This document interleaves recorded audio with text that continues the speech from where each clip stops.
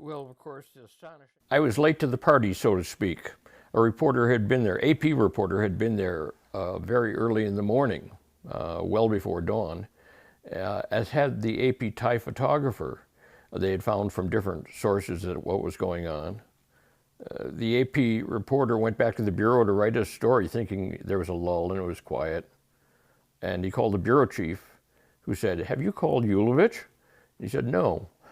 So he called me at about 7 o'clock in the morning, and he didn't bother to tell me it had been going on all night. I took my equipment and immediately took a taxi to the university, and then it was ramping up again. There were no other AP people around. Paramilitaries had come in. There was mobs outside the gate, and the left-wing students were on campus in one of the buildings. The militias, paramilitaries were putting a lot of shooting into those classrooms, and there were quite a number of corpses all around. At length, the students, left-wing students, surrendered, and the militaries made them lie on the ground in basically what was a football field in the center of campus. Let's go back a little bit here. So how did you stumble upon that particular scene? That particular picture, the hanging. Okay. When I was leaving the scene, I thought, it's over now, and I have to get out of here before somebody says, "Give me your film." When I got to the campus gate, I saw commotion under two trees in the large common field that is the center of Bangkok. I walked over to one and saw the man with the chair beating one of the hanged bodies over the head. Both 2 trees away, there was another hanged body. They were both quite dead by that time. What was the atmosphere like in that small area? Festive. As you can see from the pictures, people were smiling. It was almost a ritual moment, and totally chaotic. No one interfered with my photography. I don't think anyone noticed me. No one spoke to you? No one looked at you? You didn't make eye contact with anybody? No. You know, when I got to the first tree where the chair was being used to batter one of the corpses, I looked around for about 15, 20 seconds to see if anybody even noticed me or was watching me. I saw no one watching me. So I took a few frames very quickly and walked away. It was a moment of invisibility. And why do you think that was? The chaos of the situation. I was not really on anyone's radar. Apart from the obvious horror of it, do any other details stand out for those few seconds as this was happening, as you were in your moment of invisibility?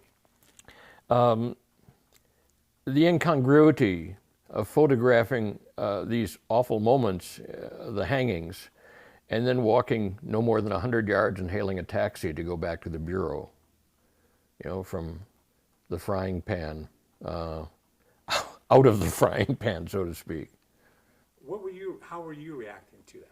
Well, on campus, I was over on the side of the paramilitaries, simply because that's where the shooting was coming from, and I didn't want to be on the receiving end, of course. There was a lull, and I began to walk over on the sports field to get a different angle for my pictures. When the shooting started up again, I realized I was in the crossfire. Actually, it wasn't crossfire. There was almost no shooting coming from the left-wing students. But the hail of bullets going towards the classrooms in which the left-wing students were staying, at that point, I got on the ground and lay as flat as I could, and I thought I was dead. You know, I thought it would only be, because the shooting was so wild, I thought I'd be shot within a few seconds. After a few moments, the shooting declined again, and I moved to safer ground. And that's when you came across the scene? The hanging? Mm-hmm. No, that was off campus. Oh, I see. You know, that was after the students had surrendered, left-wing students had surrendered, and I thought, I must leave now. You know, the risk of losing my film is too great. And I got to the gate of the campus, where the gate between the campus and the city itself, and that's when I saw commotion under the trees. And you walked over there and snapped a few frames and left. It was no more than a 10-second, 15-second walk from the gate to those trees.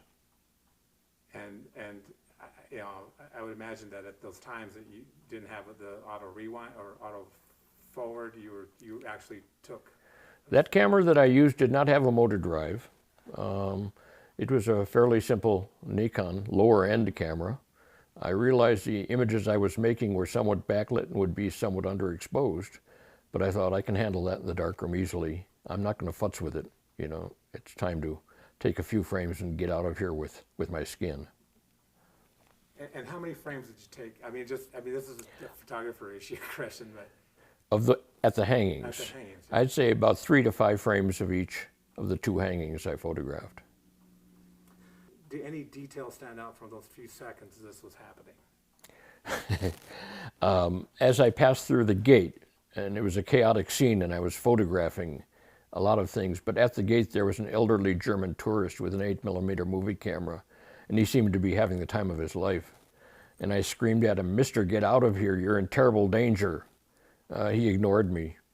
He said, "I understand." And there was a hotel across the common ground from the campus, and apparently he had come from that hotel. So can you describe the photo as you're seeing it fresh? A right-wing student, I say right-wing, it was a member of a group called the Red Gaurs, a Gaur being a Asian sort of bull animal, and was beating one of the hanged corpses over the head with a folding chair. I watched this for about 20 seconds or so, or a little bit more, again, to see if people were looking at me. And I thought, this is just astonishing. Shoot a few pictures and leave quickly. So can you describe the details that made it astonishing? Well, the chair, of course, beating a corpse with a chair, the fact everyone is standing around. But you know, in the chaos of the moment, only the main details registered on me, and all of these other details I noticed when I looked at the film later. In a situation so fraught, it was important to go to the basis part of the most important part of the moment, which in that case was taking a picture of the most important elements, which is the man beating the corpse with that chair. All of the details later, like the smiling kids and all of that, I could see in the darkroom later. What were the reactions of people in the AP office when they first saw it? Disbelief. I walked in and said, at least 2 people hanged and many other dead on campus. 2 AP people, as I mentioned, had already returned to the Bureau during a lull. And of course, my experience was not theirs. And so I talked to the Bureau Chief, Dennis Gray, who was a very good journalist, fine journalist I'd worked with in Vietnam as well. He questioned me closely on this. You know, I said, I saw these things, but I don't have time to talk now. I've got to develop the film, and you can look at the pictures. The most important thing in my mind at that point was to get the images out of Thailand as quickly as possible before the government shut down international communications. Did you realize a defining, iconic shot, or were things moving too fast? I realized the photographs were very important. I realized it was the biggest and most important story that was going on in the world that day. However, in terms of being iconic images, history determines that. So when you see it now, what do you think? I have no new thoughts on this, you know, because I've lived with these images for so long. They were a moment in my life, and it's been a very interesting and full life. So I have no special thoughts of it. Most other people are stopped and fascinated by the fact that other Thais were smiling, even children, at this terrible scene. But you know, in Thailand, in many parts of Asia, a smile can basically mask very great unease. So it's difficult to say definitively what those smiles really meant. And that's something that you've thought about, I guess, almost immediately after the picture was taken? I thought about it, but not to any great extent. Very much because I had lived in Asia for quite some time, and I knew a smile can mean many things, including great discomfort. How surprised are you that after 40 years, no one in the photo has ever been identified? Not terribly surprised. I was a little bit more surprised that, in fact, after the suppression of these images and the whole story for so long, and when they finally did come to light, the Thai people and many researchers were fascinated with this as an iconic moment and iconic photographs. Do you have any gut feelings about who the people in the photo were? They were members of the right-wing students, were vocational students mainly, and they were members of a right-wing organization called the Red Gaurs. On campus, the left-wing students were basically a coalition of various groups. This is after the Vietnam War, of course, and politically many people were concerned that what had happened in Vietnam was heading for Thailand, which is, I think, the reason the reaction by the government-backed right-wing forces was so strong. Who were the victims? I don't know who the victims were. They were left-wing students who were apparently fleeing campus, trying to get away from this, and they ran off campus into the arms of the Red Gaurs, who in two cases hanged them. One of the images, you know, the Pulitzer was awarded not for one picture, but a series of 12.